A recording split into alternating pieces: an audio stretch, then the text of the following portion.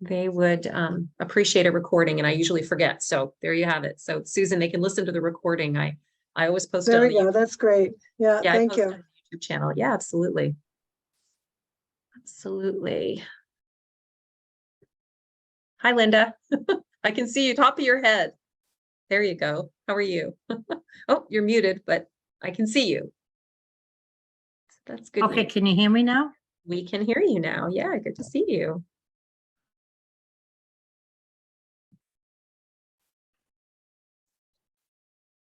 We're just going to wait a couple more minutes, see if we can get some other folks.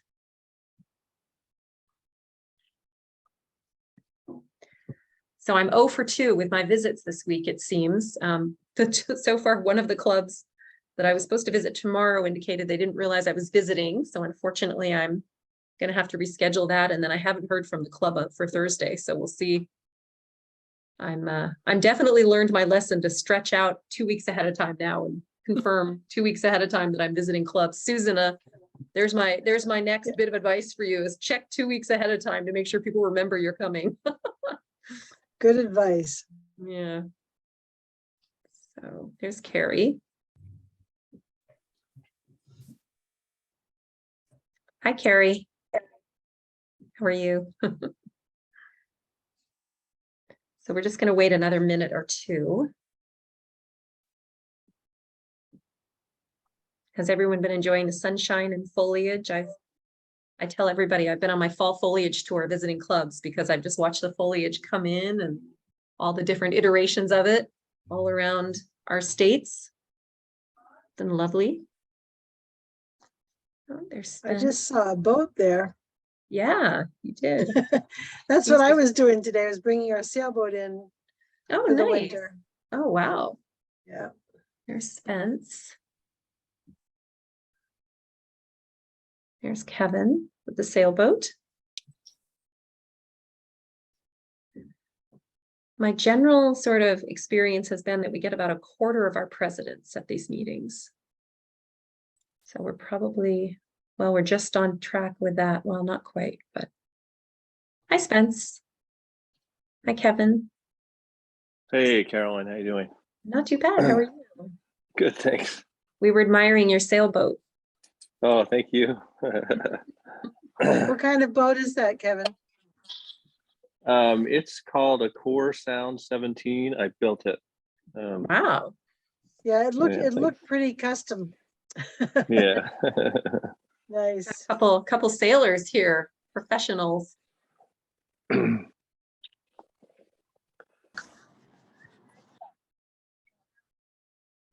right. Thank you. Let's see if anyone else. It's a PJ. Good to see you or see your picture, at least. All right. Well, I always like to get started to respect people's time. So I'm going to go ahead and share my screen. As you all know, I usually have a very simple, streamlined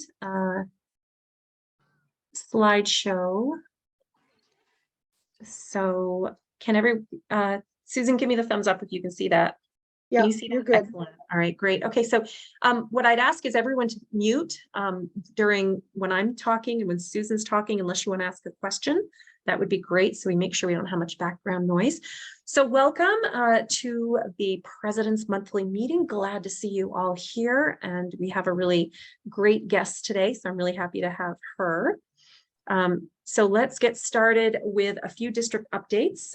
Is going to be first on our agenda. We're next going to have, of course, Susan talking about our youth exchange program, which is exciting. Then we'll have some open mic to get new ideas, new updates from you folks, and then a bit of a wrap up. So there I am with a recent club. I think it was Essex maybe that I joined, but that was a fun club visit with those folks. All right, so in terms of district updates, one really exciting announcement that I have, which is we now have a district governor nominee, which may excite you folks less than it excites Susan and myself, because this is the person who would succeed Susan. So this is the person who is 2 terms for me. As Susan and I both know, having been on the district governor track, it is really important that you have the lead-in years to being district governor, so you really can understand what this position entails and learn a lot about our district, a lot about Rotary and Rotary International, and get the kind of training that we need. So Kelly Drew of North Conway, New Hampshire has been selected as our district governor nominee. She replaces Monique Priestley from the Cohays Club, who was unfortunately not able to continue. She had been selected and then had served for a little bit, but in her district governor track role, but then decided to run for office for the state legislature, so Vermont state legislature. So she had to bow out. So really happy and really appreciative of Kelly stepping up. I'm going to be getting hopefully out soon to everyone, all the Rotarians in the district, a headshot of Kelly. So you all recognize her when you see her, and a little bit of a bio from Kelly. And when I get that from her, I will get it out to you. So, but for now, we're very pleased to have her on board. So yay, Kelly, go. And one other word for you presidents, please think about, and I've mentioned this previously, but I'll mention it again. We are still looking for someone who is known as a district governor nominee designate. And what that means is it would be the person who would succeed Kelly as district governor. So that would be 3 years from now. So we're looking for someone for that 4th year. And so, you know, if you know of anyone, or if you yourself think you might be interested in, you know, in really, you know, working for the district, focusing on the district in 3 years from now, that might be something you'd want to explore. You can feel free to get in touch with Susan or myself, or immediate past district governor Mike Carrier, who you all know, is leading up the search committee. So it'd be great if you yourselves are interested, or if you have anyone, you know, who's talented in your club, who has served as a club president. That is a prerequisite, and somebody who you think might really have passion and talents to lend the district. We'd love to hear from you, or maybe prod them to get in touch with us. So keep your thinking caps on for that. The big announcement, as you all heard from, or you all saw hopefully from the recent email that I sent out, is that we have quite a lineup of in-person events coming to our district and involving our district, and we're pretty excited about that. So we have, first of all, the Rotary Leadership Institute, and Susan is our representative for that, and she's heading that up. And Susan, remind me, I think it's October 29th, is that right? October 29th in St. Johnsbury. Perfect. It'll be on the website pretty soon, rlinea.org. Wonderful. Perfect. Thank you, Susan. So if any of you have not gone to the Rotary Leadership Institute, the district is sponsoring the attendance fee for a member of each club. So if you are interested in attending that, or if there is a leader in your club, someone who either is a leader or who has leadership qualities or interests, this is a really great opportunity to learn so much more about Rotary and get in-depth leadership training at a level that is simply tough to replicate locally. So this is something that involves different districts, and it's really a great opportunity to get that leadership training in. So please think of that. And when more details come out, make sure that you yourselves consider it, or that you suggest to a club member who you think has some leadership qualities or would enjoy it, that they join us as well. We also have your president-elect. Absolutely. Yes, of course. Thank you, Susan. Yeah, Susan is going to make a special appeal to your presidents-elect to join her there. And she's considering that really the first stage of training for the presidents-elect to serve their clubs next year. So this would be kind of their first step toward that training. So yeah, please bring this message back to your presidents-elect October 29th in St. Johnsbury, and we'd love to have them there, love to host them. The next thing we have to announce is the Fall Assembly, which is exciting. And this is an opportunity we haven't had over the last 2-3 years to be in person. We're going to be doing it at our old haunt, which is Northern Vermont University, the Linden campus. And we're going to be doing that on Saturday, November 12th. And that will be likely from somewhere around 8 to 8:30 until 2 o'clock in the afternoon. We're going to have some basic training for different roles, either individuals who are currently filling those roles or those folks who are going to be filling the roles next year. And we're also going to have some fun activities and different things, as well as foundation training.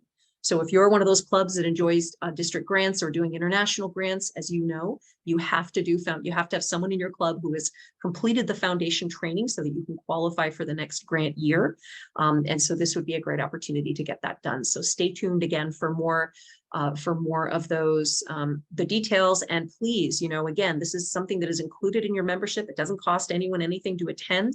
And it's a great opportunity to get together with other Rotarians from around our district and learn a lot more about Rotary. So please encourage your Rotarians in your club and those that you know to attend, because it's really a great opportunity if someone hasn't done it before.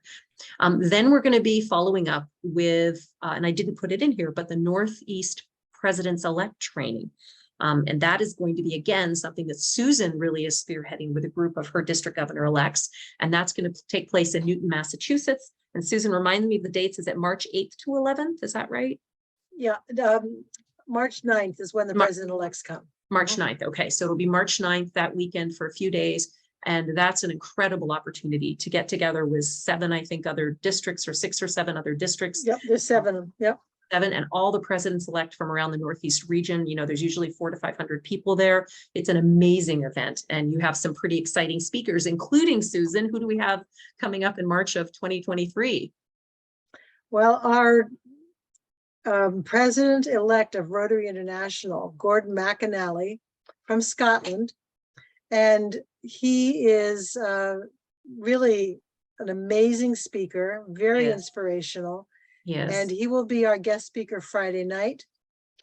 We actually have a Scottish piper and drummer that are going to lead us in and pipe us in for our flag ceremony. So it's really going to be spectacular, all kinds of fun. And we want your president-elects to get ready to be there in March. So if you don't have your president-elects already on, I'm going to put my push in here in Rotary International. Make sure we know who your president-elects are. The sooner the better. And that'd be to get them in your My Rotary, the My Rotary application at the Rotary International site, so that Susan can make sure she knows who those folks are and she can get out invites to them and information. So yeah, so super excited about that.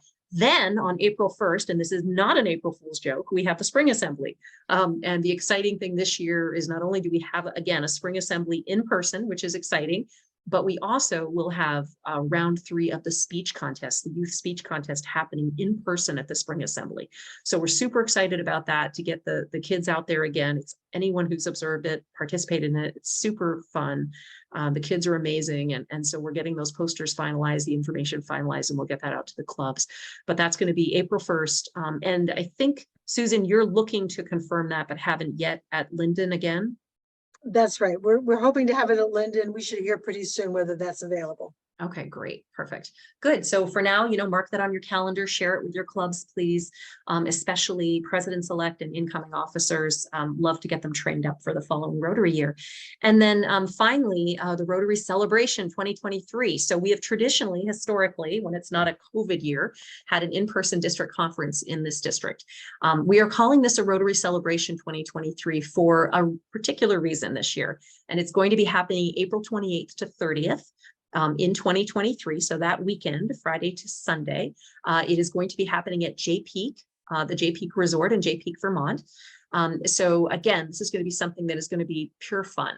We are not looking to do training at this event. We're looking to do a lot of events in which we share the themes of the event, which are going to be youth and storytelling, and where we just celebrate one another's presence, one another's impact on the communities in our world. And really just enjoy ourselves. So we're pretty excited about this event. We're putting together all sorts of packages. We're hoping to have some early bird specials to encourage people to sign up. And we would love to have a really, really good showing for the first Rotary Celebration 2023 happening at Jay Peak in April.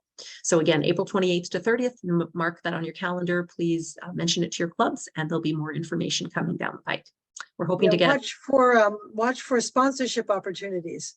Absolutely. Yeah, we're going to be club has an opportunity to sponsor a meal or sponsor a particular event as part of the celebration, and that's really encouraged and appreciated.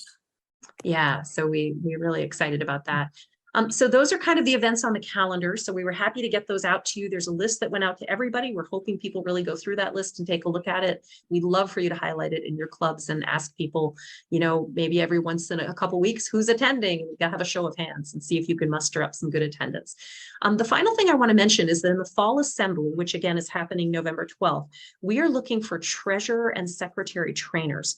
So we're looking for a treasurer who has done a great job as a club treasurer, who is very well versed in how to be a treasurer and in terms of the requirements of the treasurer position in the club, and who also would be comfortable sharing that information in kind of a treasurer 101 format for incoming club treasurers, and lead a discussion on that. So we're looking for that person to fill that role at the Fall Assembly on November 12th.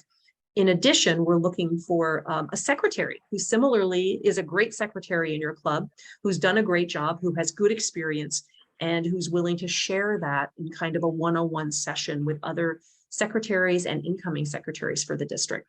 So if you folks could also put your thinking caps on, if you have a particularly great treasurer or great secretary or both in your club, please encourage them to get in touch with me. Would love to hear from them or you. I can approach them if you give me their names, and would love to have someone in the mix to fill that training need for us on November 12th.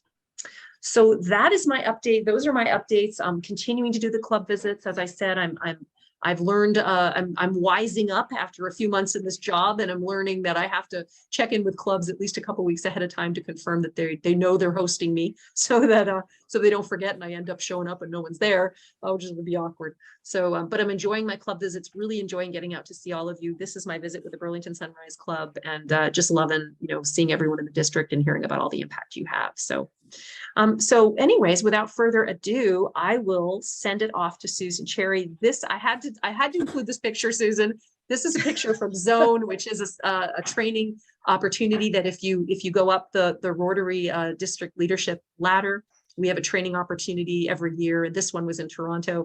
And this is the Rotary International President-elect Gordon there with his kilt on. Well, you see Drew Kessler in his kilt, but Gordon's behind Susan. But this was the point in the ceremonies where they were announcing the incoming district governors, and Susan was dancing her way up to the stage in her Scottish garb. So I couldn't resist Susan putting that one on the screen. I'm going to stop sharing my screen now, and Susan, you can either share, or if you're just talking, that's fine too. But welcome. And Susan, of course, is our district governor-elect. So Susan is the person who's coming in after me.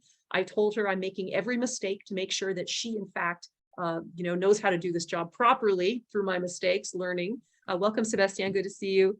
So Susan, take it away. And if you need me to give you screen hosting skills, I can do, or sharing, I can do that. No, that's fine. Thank you, Caroline. So much going on in our district right now. It feels like we just like a big spring opening, it's like we're there. I'm wondering if I could just go around the room, and if you could tell me what club you're part of, and if you would be so kind, just give me the name of your president-elect. That would help me a lot. Also, if you have a youth exchange officer in your club, could you give me the name of that person too? James, what club are you part of? I'm the Stowe. Okay. So I'm the president of the Stowe. I was president last year and also this year for my sins. Well, I hope you're not president again next year. No. Good. Our president-elect, although he's not been elected, but basically the key board members, we have decided as to who it will be, and that person has expressed willingness to do it. It's a fellow named Michael Havenmeyer, Havenmeyer.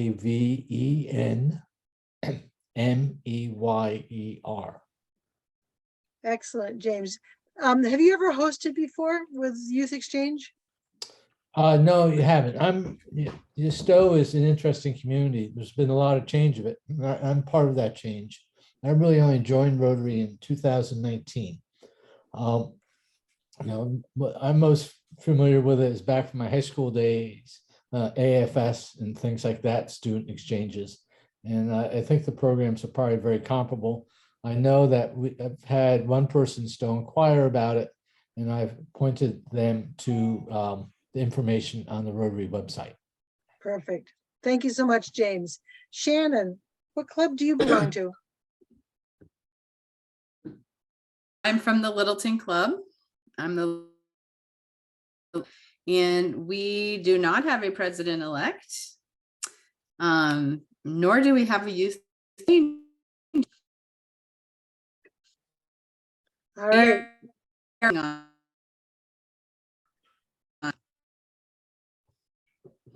I'm missing some of what you're saying, but I got the gist. All right. Thanks so much, Shannon. And Linda Lancaster, I was just there. Yes, you were. And let's see, Chris Byrne is our president-elect. And Tyler Rancourt is our youth. Thank you so much, Linda. You're welcome. Carrie? Yeah. Carrie, what club? I am from the Charlotte Shelburne Heinsberg Rotary Club, and our president-elect is Dan York. And our youth coordinator is, I wouldn't call her the youth exchange coordinator because we haven't had a youth exchange program, but we have had a lot of interest from students in our area. So I think it'd be a great thing for us to start. And I think we'd get a lot of really great host families as well. But her name is Amanda Vincent. Thank you so much. That's great. Yeah, I think most clubs, what we're seeing more and more is that they have a person who's really doing a lot of the youth work, or sort of the point person for youth. And that makes a good youth exchange officer, because it's only certain times in the year that we really look at, you know, getting excited and active with youth exchange. Kevin, what club are you from? I'm with Hanover, New Hampshire Club. And our president-elect, his name is Bruce Atwood, ATWOOD. And our youth chairman is Jed Williamson. And we last had an exchange student, I think like in 2021 or right end of 2020. And Yeah, you were one of the last clubs to have an exchange student. Yes. yeah, and we have had some inquiries lately. So yeah, I was excited to have this as a topic. Excellent. Thank you, Kevin. Sebastien. I'm from the Sherbrooke Club, and our president-elect is André Dion, which is Andre and Dionne, Dion. And our youth chair is a part that we're sharing. So we got a lot of people working for youth and with your youth, but no one is in charge, because it's easier to share a charge like that instead of just naming one person from our club. Merci. Scott. Newport, I see. I'm from the Newport, Vermont Rotary Club. Our president-elect is Jennifer Harlow, Harlow. She's also the Orleans County Sheriff. I know Jennifer, yes. And our youth person is Elia, Elia Spates. And I know Elia. All right, people do. wonderful. Yeah, excellent. Thank you so much, Scott. You're welcome. Spence.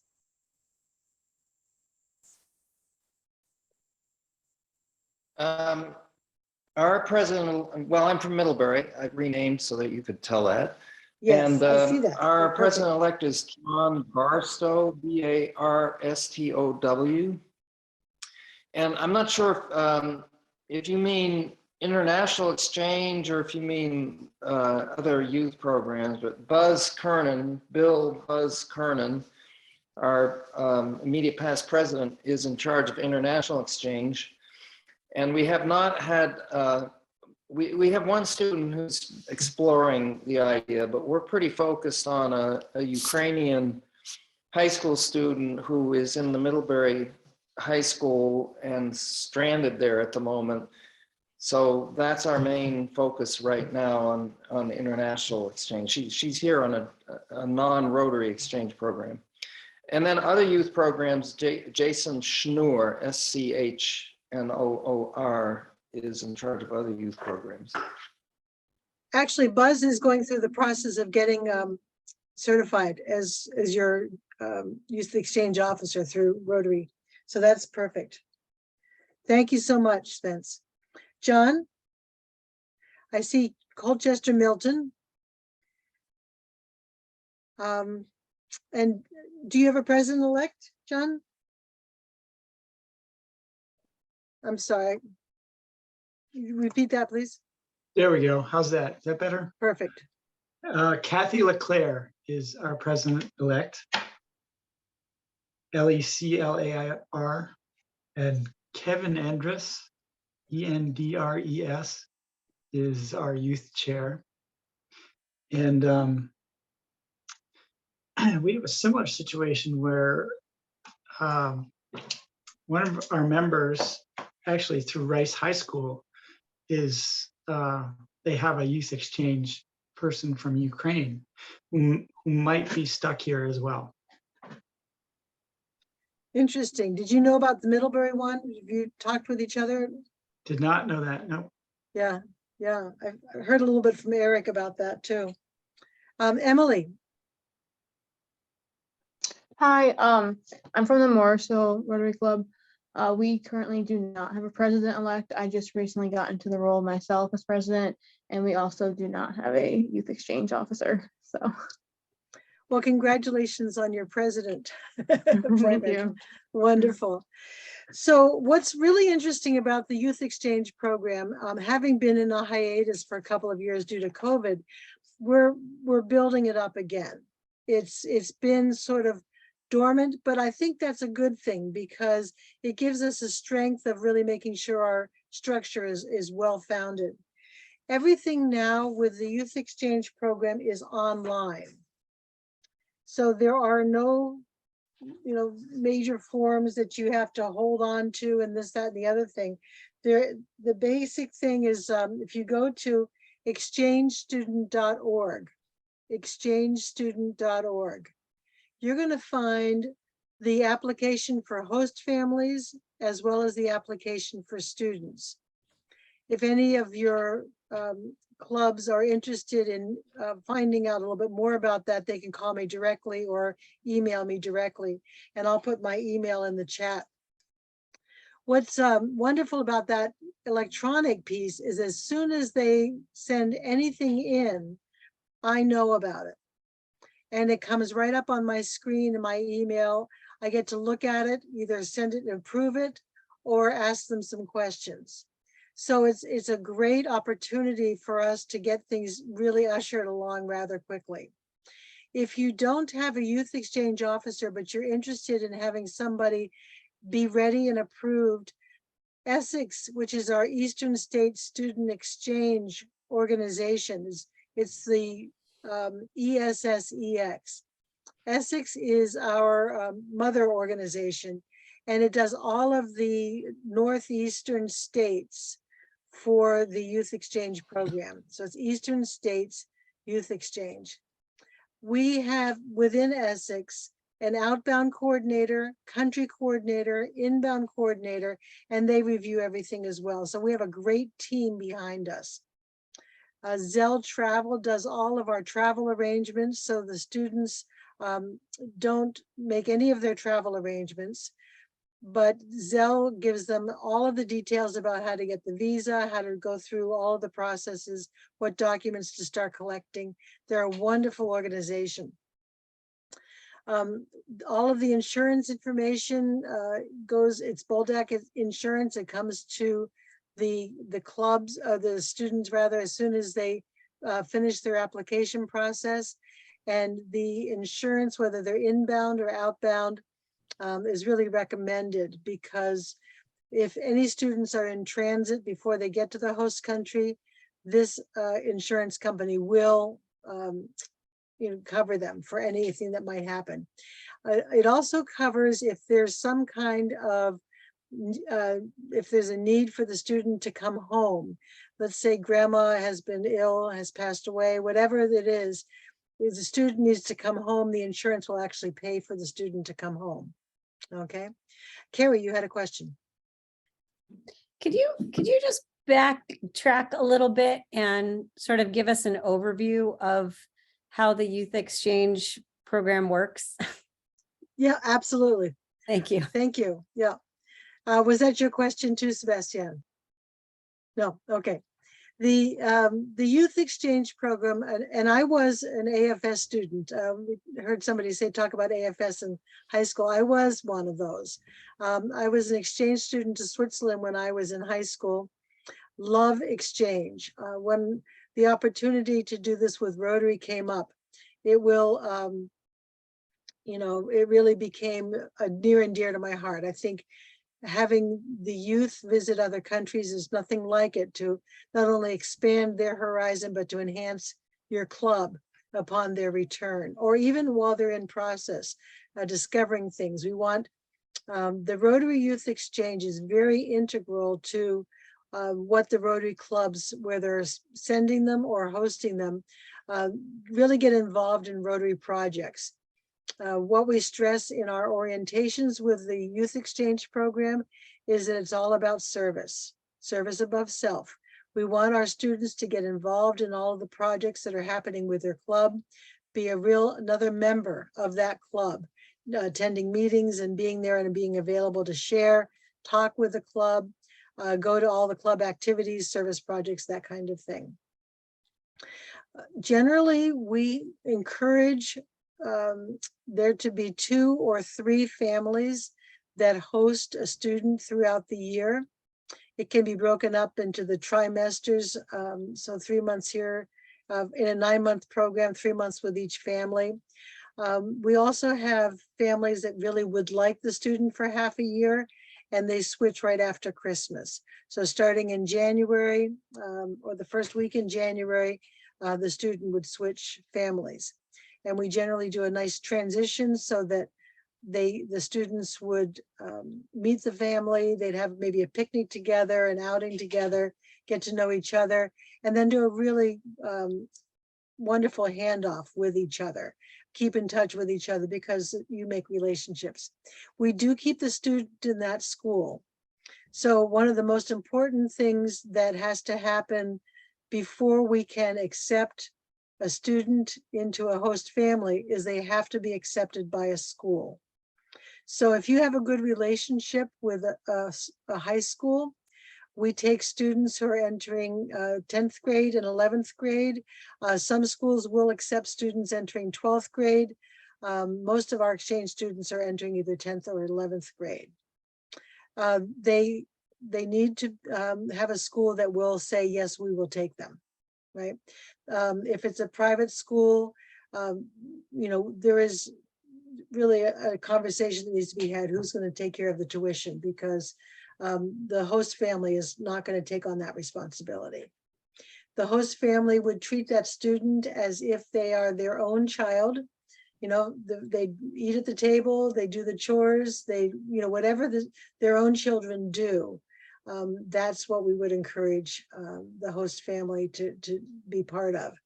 The club in general, historically, they buy the student the yearbook that's there for the year as part of the club. They might, you know, if there's a class ring, or if there's a prom outfit, you know, the club might raise that money.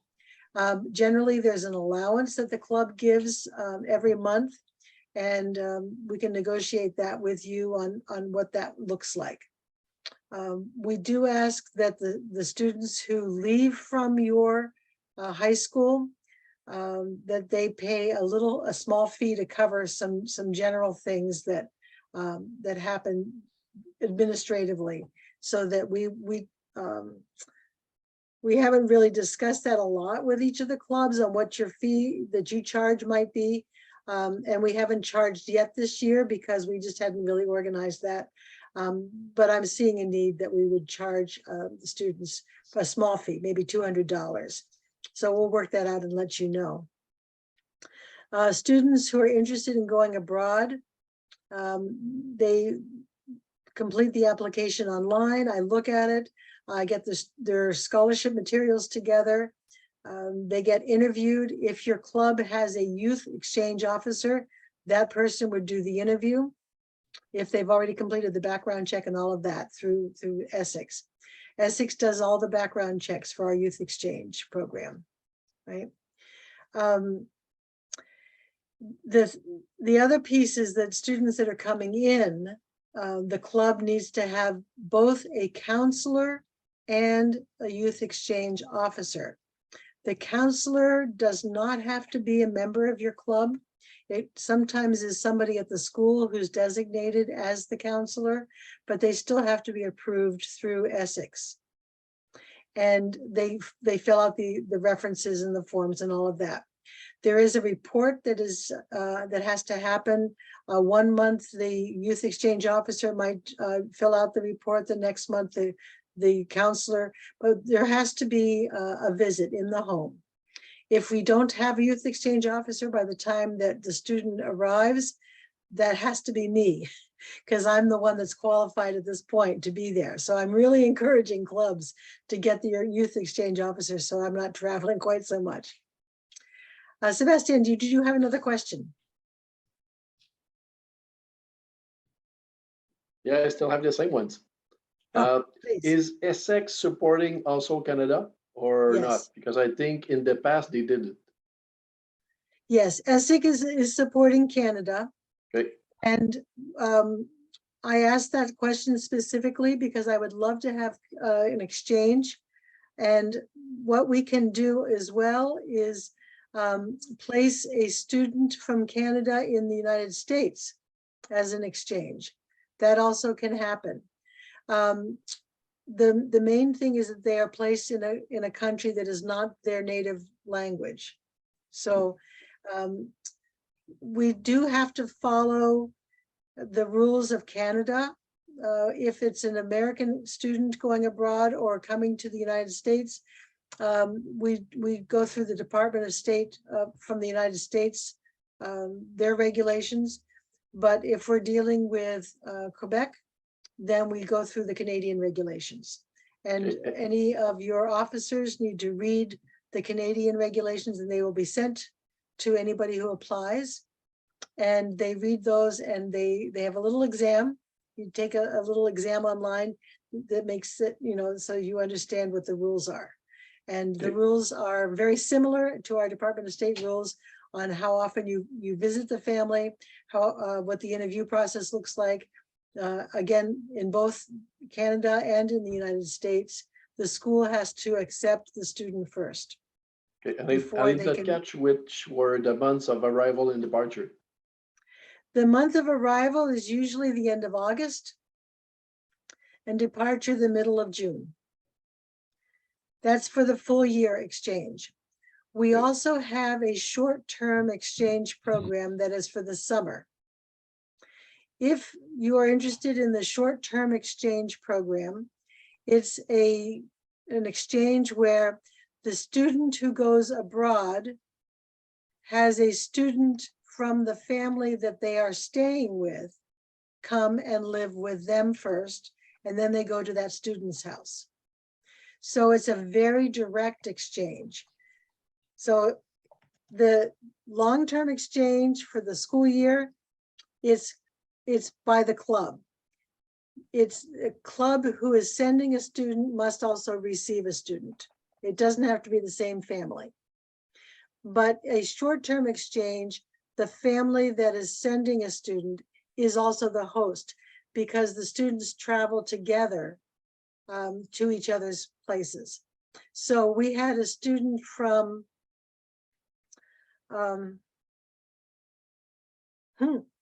all right, we had a short-term exchange student, and suddenly I've lost it.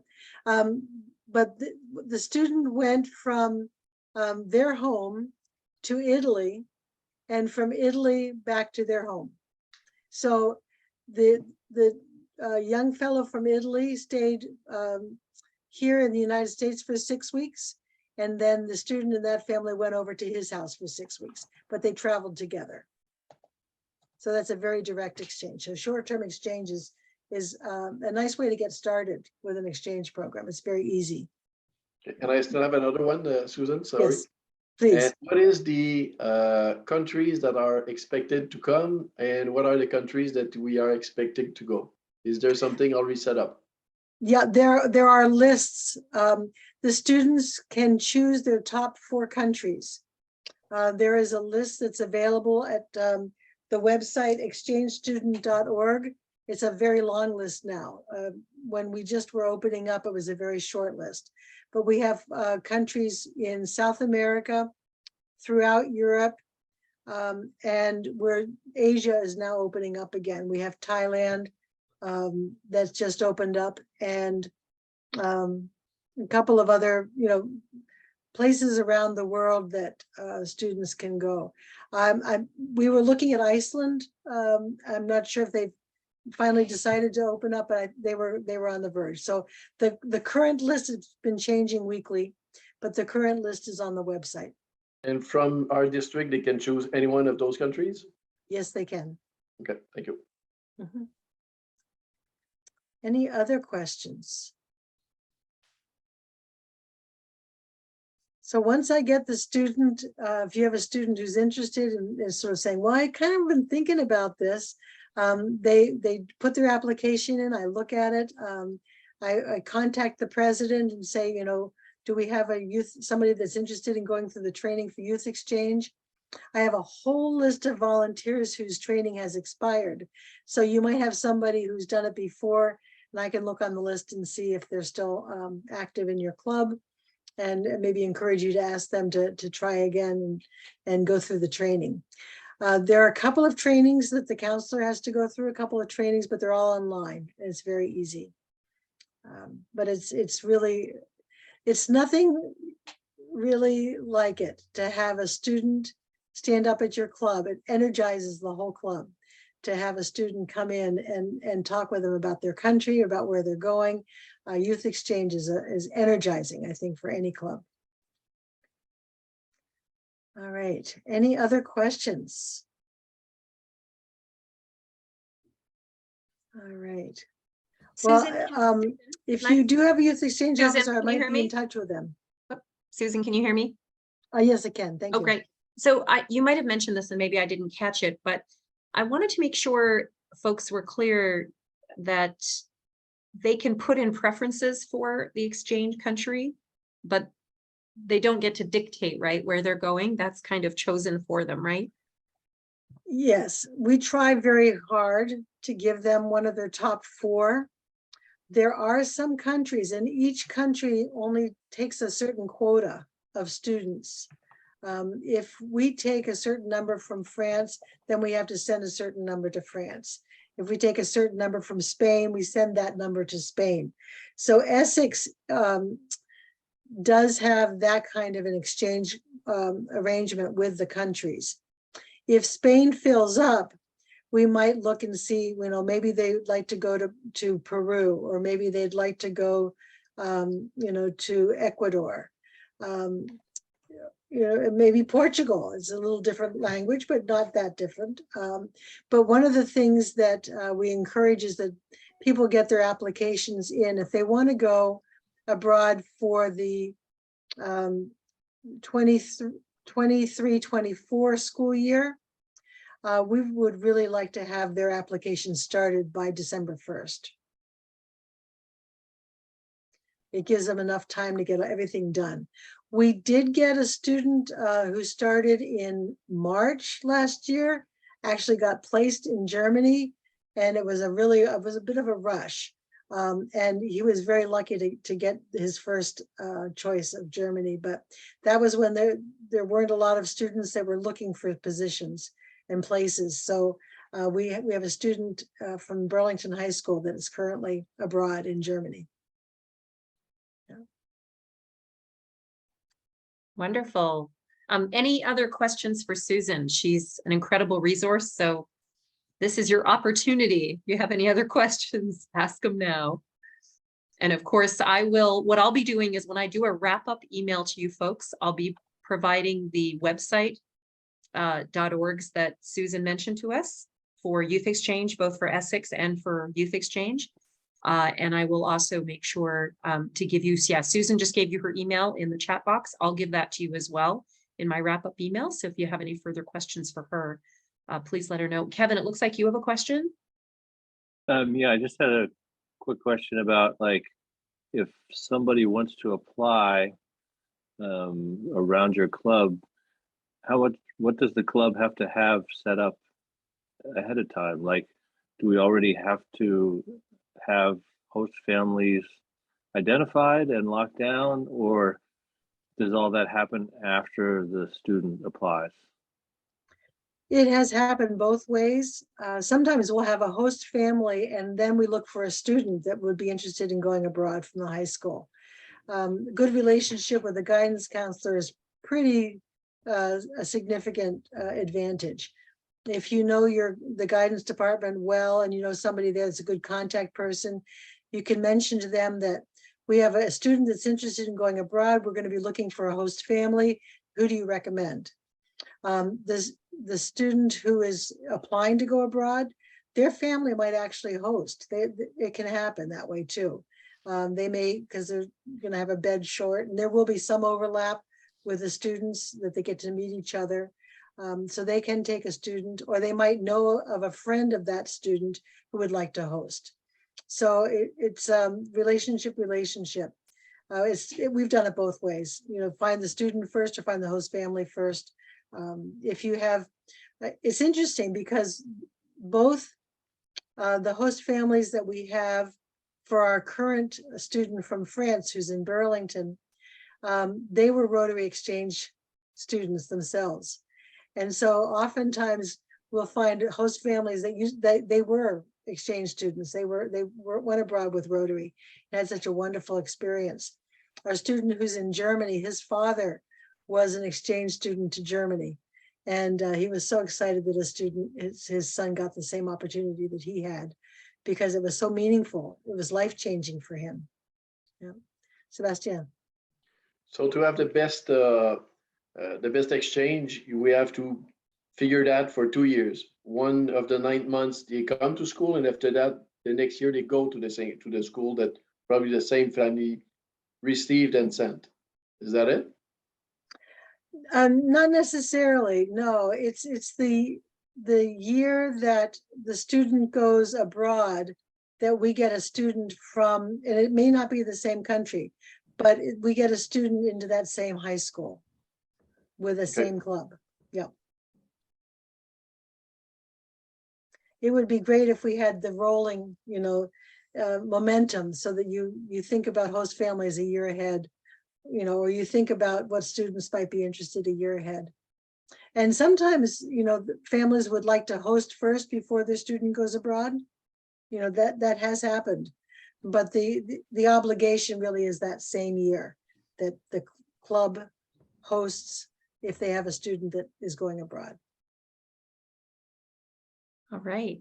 Well, thank you very much, Susan. Clearly a topic of a lot of interest, and you've given us a lot to think about, and these presidents a lot to think about. Again, in my wrap-up email, I'll give Susan's email address as well as the 2 websites that she mentioned. So if you have any further questions or want to grab that application and get started on it, you can do that. Excellent. So thank you so much, Susan, for Thank bringing your you. passion to this. We appreciate it. And you can hang out, or All right. you can go about your busy night, which I'm sure you have. So totally up to you. Thanks. All right. Susan. Well, thank you. Great to see all of you. And thank you for that information you gave me. I appreciate it. Look forward to talking with you later. Thank you, Susan. Bye-bye. Take care. All right. So pretty interesting stuff. Thank you for all the good questions. And now I'm going to throw it open for open mic. So if people have questions, concerns, if they want to contribute anything, cool news or exciting things that have happened in your club. Spence, it looks like you're starting. I had a veteran member of the Middlebury Club ask this morning, Board of Directors meeting, if the training for, because you mentioned that there will be a training for grant applications at one of the fall events, and then there's another one in March, I think. But she was wondering if it would be offered on Zoom as well, because people who have gone through the process many times, it's required and a good idea to have a refresher, but if that's all they're going for, is it going to be offered on Zoom? It will be offered on Zoom. Great. We're not exactly sure of the dates, but there will be offers on Zoom as well, at least 2. Okay. So to apply for the grants, it's not on November 12th? It is on November 12th, Sebastian, but Okay, also there are other opportunities on Zoom. Okay, good to know. On va le faire on Zoom as well. Aussi. Okay, good to know. Thanks. Yeah, absolutely. So what are people thinking about? What's going on in your clubs? How's it going?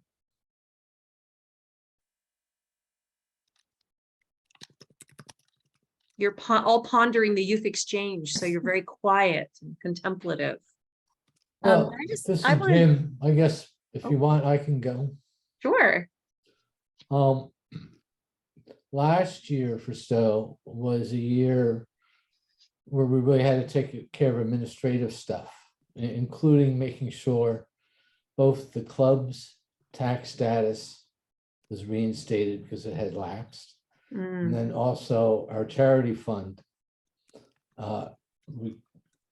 retained its 501c3 status. I would just warn other clubs, if people take their eyes off that, you can get yourself in a real twist with the IRS, which is not something you want to do. It basically took over a year for us to figure it out and restructure it. So that leads us to this year. Like many, Stowe has been a very active club. One member said the club's really aged out. A lot of people were teaching retirement age. So we've made it a real push to get younger people. We've been able to do that because Stowe is one of those towns that received a lot of families that have moved out of the Boston, New York area because they can work from home and to get away from everything in the pandemic, etc. So we've been able to pick up 8 or 9 new families. Wow. And in addition to our traditional scholarship activity, like mentioned tonight, we have 2 initiatives, both on youth and sustainability, which are just key issues for the town as it continues to grow. So that's it. It's very active, but it's really very interesting watching the change from the old guard to the new guard. That's not necessarily a painless process with people getting offended on both sides of that equation. Well, James, I give you a lot of credit. It's hard to be a leader during transition. And you've been a leader during transition, and I'm guessing that your leadership played a pretty key role. So congratulations on that. I really look forward to visiting your club and hearing the news and meeting all the different folks. Well, Well we're done. looking forward to it. We know you're coming on December 8th. Yes, that is confirmed. I won't be there because I'm currently in Annapolis, but you'll be well taken care of. I appreciate it. Sebastian. Congratulations, James. 8 people. That's good. That's a great way. How did you get in touch with them? How did you close new members? Well, we run some social events. There's like something what? we call the Key to the Village raffle, which is you give away a ski pass, a golf pass to the golf club, and it's kind of become a town event. So we invite everybody in. We have a night of bowling. And then we just try to be on the hunt for people. Fortunately, if you know this, still, there's this iconic community church, New England looking church, has a new pastor who is explicitly hired to bring in families. It turns out he was a Rotarian when he lived in Paris. So we were able to take advantage of him, and he's an absolute critical contact. He's the right age, he has school-age children, and he kind of shuffles people our way. Very nice. Good. Thanks, James. Anyone else? New ideas, interesting developments? Carrie.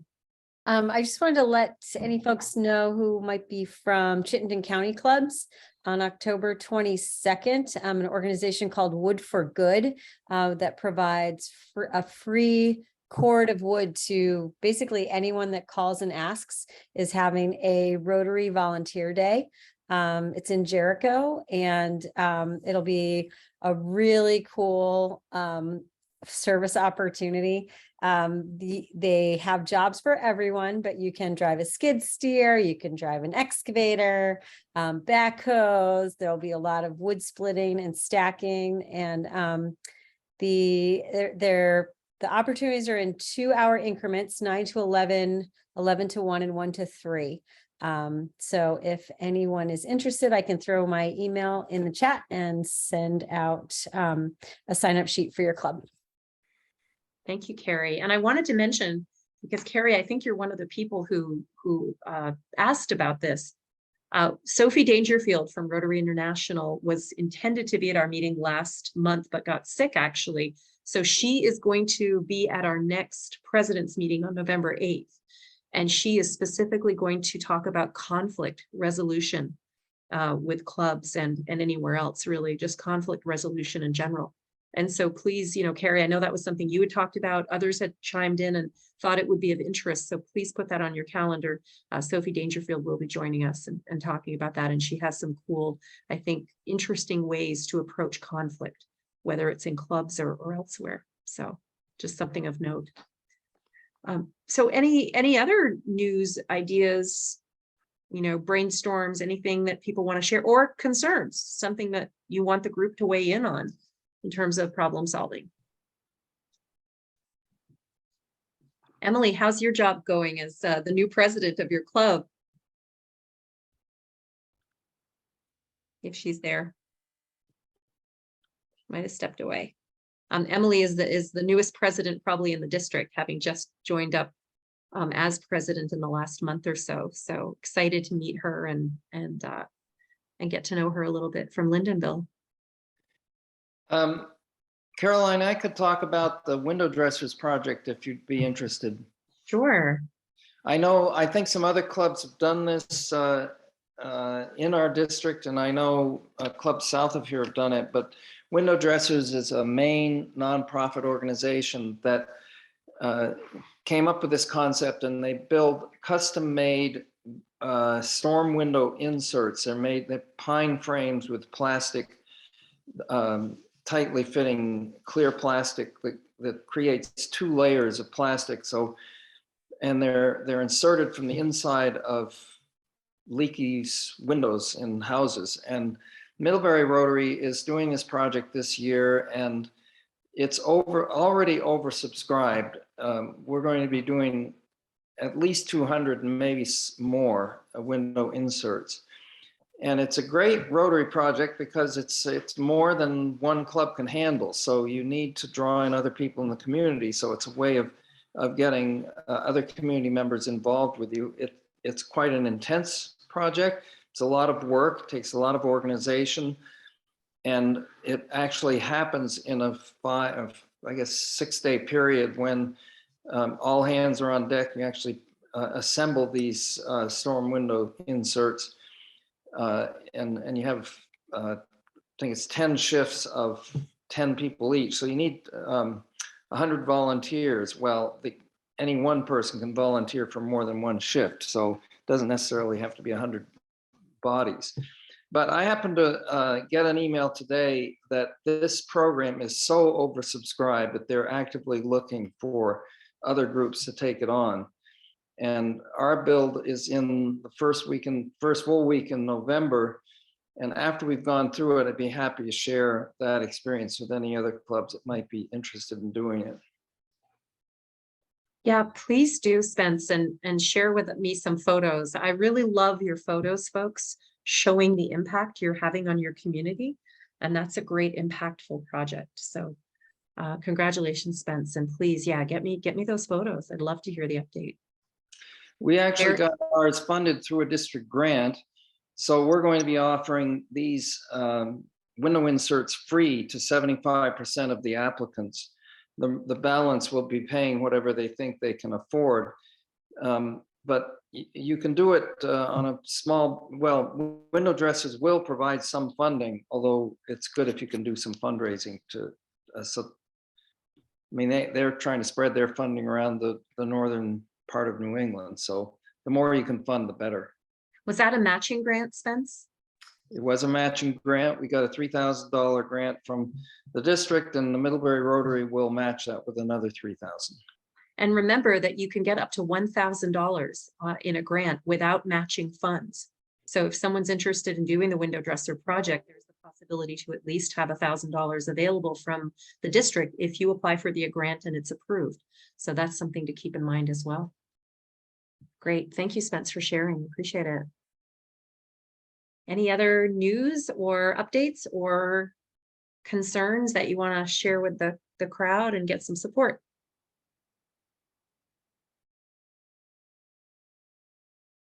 All right. Yeah. We're gonna have our youth book fair for the 45th year next Thursday, going to Sunday, and we're gonna be trying to sell about 15,000 books. Wow. And yeah, it's one of our big projects for each year. 4 days of members getting involved. We did a joint venture with the Salvation Army from Sherbrooke to get more people involved, and yeah, we're pretty much in the mix with that for next week. Felicitations, Sebastian. That sounds amazing. Again, photos would be really appreciated. So give me those photos. Yep, sure. Thank you. That's wonderful. All right.